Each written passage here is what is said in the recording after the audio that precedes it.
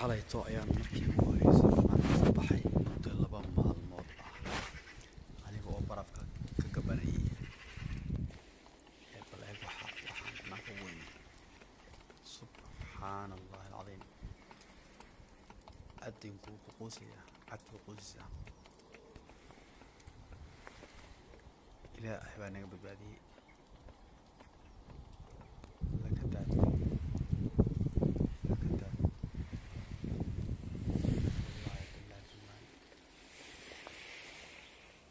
طبعا شيل بدن way dhaceen laakiin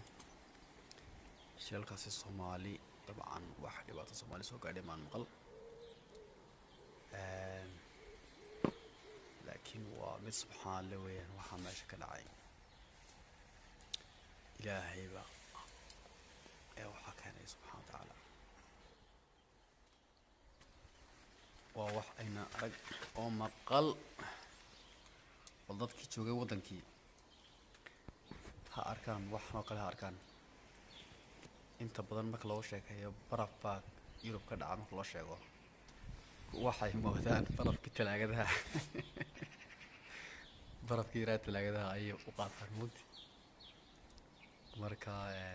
tana maanta cashar oo ah subxaanaka ya cadiim kana xalay buu ahaa markaan sameeyay hadda wasaaka hadda soo waxaan joogaa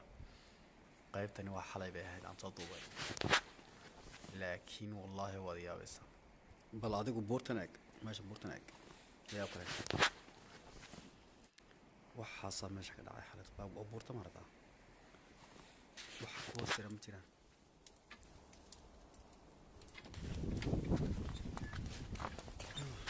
وريا على هي